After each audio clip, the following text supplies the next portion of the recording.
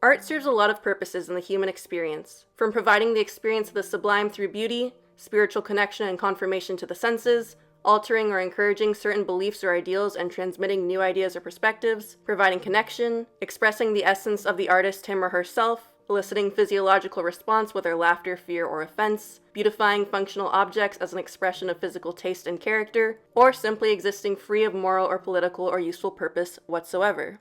The history of art is long and ever evolving, but in this video series I want to explore the nature of transgressive art and how, based on the definition, it's inherently threatening, and why this means it constantly needs defending in any free and open society. This series will be split into 3 videos, this one being on state repression, the next one being on the present culture war and the sort of soft forms of censorship that we're seeing today, and the last one on shock art and its discontents. I'm making this series because as our culture becomes more and more politically polarized, with each warring faction trying to censor and suppress speech and art that they don't like in order to gain political and moral authority, I think it's good to look at the history of artistic censorship and how it comes about in a society, and why even bad, lazy, and offensive art needs to be defended in a free and open society if we want to prevent authoritarian rule. And with that being said, let's jump into the subject of this video, which is state repression of the arts.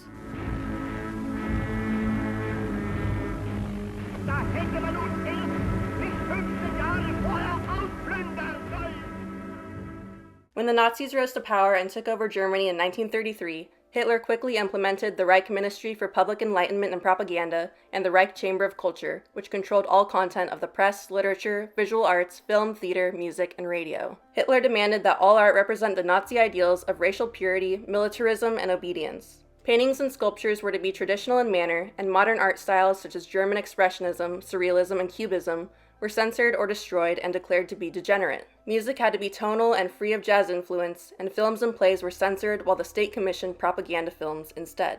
In 1933, we also saw public book burnings and propaganda seeping into school curriculums, with math, physics, and chemistry being concentrated on military applications and grammar classes devoted to propaganda sentences. In 1937, the Nazis even created an art exhibit called the Degenerate Art Exhibit, where avant-garde art was displayed in a disorganized fashion with condemnatory statements on the walls to propagandize the public against alternative art forms, and the artists were persecuted and denied their right to artistic creation. Any art Hitler didn't like was condemned as degenerate, Jewish, and homosexual, and at the end of the art tour, the works were either destroyed or sold to outside countries. Basically, Hitler could call your art gay and you'd never be allowed to work in art again. But in free cultural societies, multiple art styles are always going on at once. When a government bans certain styles, they're trying to force a narrative for the people from the top down, rather than allow subculture and experimental art to morph and change over time, with the useful or popular absorbing into the larger narrative organically, rather than dictated from above. The notion of state censorship of art, however, isn't a partisan issue. We see it both on the far right and the far left, and with that, I think we should take a look at the USSR.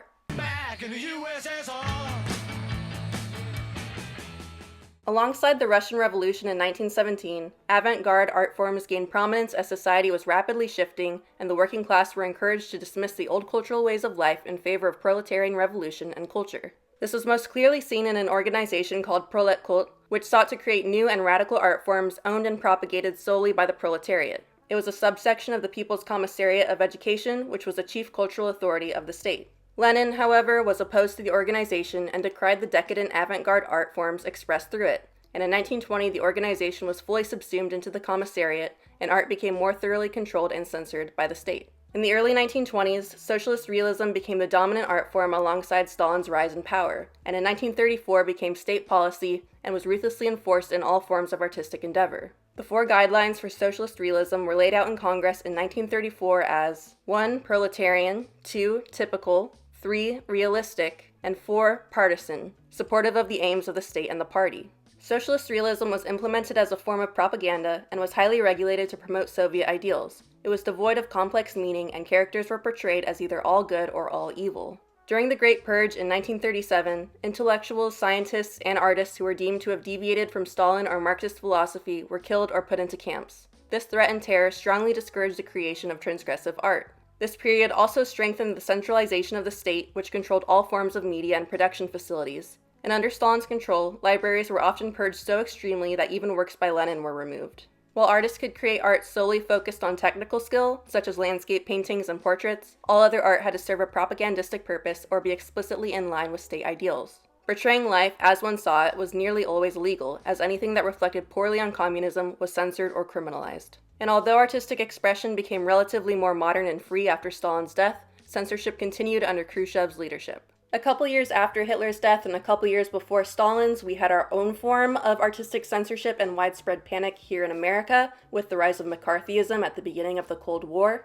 Tensions were rising between the US and USSR as the Cold War began, and this fear and hostility were encapsulated by the investigations and hearings led by Senator Joseph McCarthy, who claimed he had a list of communists working for the federal government and used unsubstantiated claims to destroy the lives and careers of people accused of having communist tendencies. From 1947 until 1960, more than 300 actors, writers, and directors in the film industry were denied work through the Hollywood Blacklist for suspected sympathy to communism. During the first Hollywood trials, 10 film industry men cited the First Amendment as a defense against the interrogative questioning, but were sentenced to prison for contempt of Congress. In response, 48 motion picture company executives released a statement saying that they would not hire the Hollywood 10 again unless they repudiated all claims and stated that they would ensure all talent guilds weed out any subversive employees. And in 1952, Arthur Miller wrote his famous play The Crucible as a metaphor for this time period, showing that witch hunts and trials can occur at any time or place.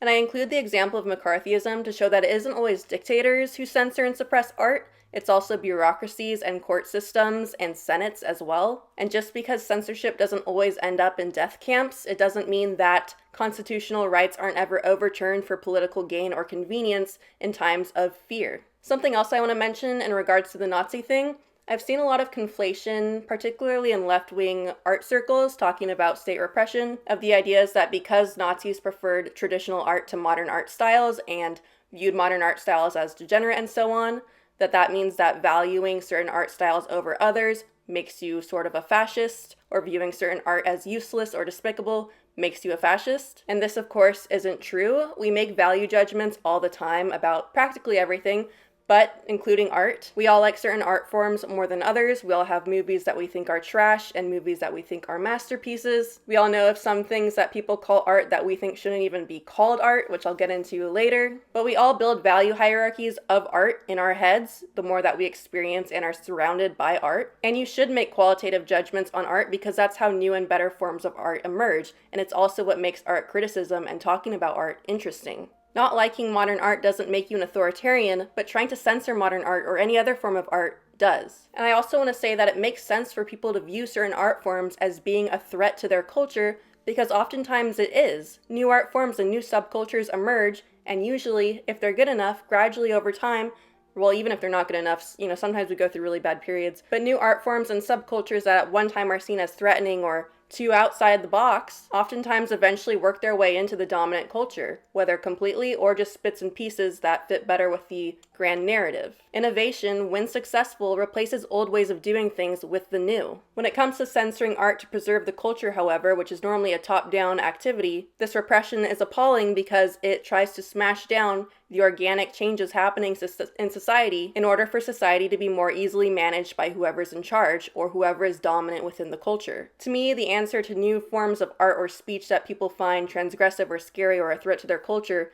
isn't to censor it, but to create more art in response. I think over time, if you wait it out, we all see great art that has stood the test of time and subcultures that have completely died out. Transgressive art is inherently threatening. That's why it's transgressive.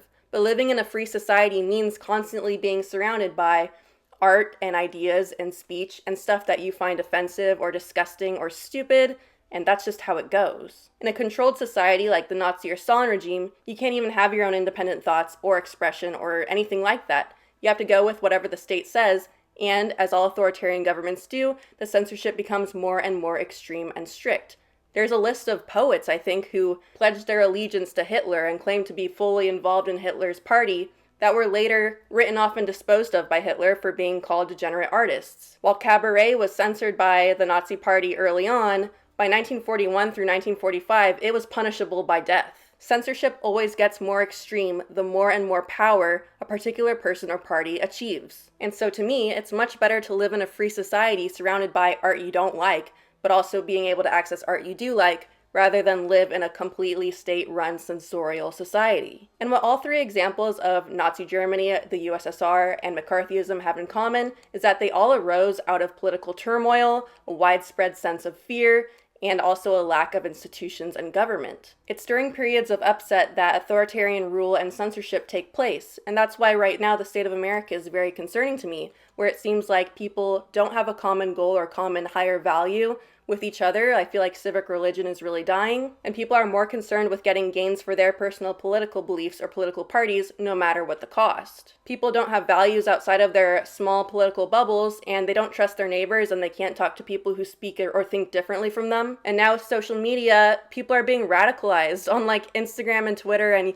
4chan and 8chan and all of these places, and they're taking that radicalization into the real world. And mob mentality has completely run rampant. And of course, people have much less faith in institutions and government than they have in a very long time, in several decades. And so this is what I'm going to be exploring in my next video. I'm going to be talking about the culture war, the soft forms of censorship that we're seeing, the more overt forms of censorship, and why we're living in a very anti-creative and anti-artistic time period, at least here in the United States. And so if you're interested in that and you're not subscribed to my channel, make sure you do so that way you see it. I'm going to try to have it up relatively soon. But the reason I turned this giant video into 3 parts is because I'm moving across the country in 2 weeks, and so I'm a little bit overwhelmed, and so hopefully this works as a series, but once I'm done recording, I'm going to start on that next video. So I will see you then. Bye.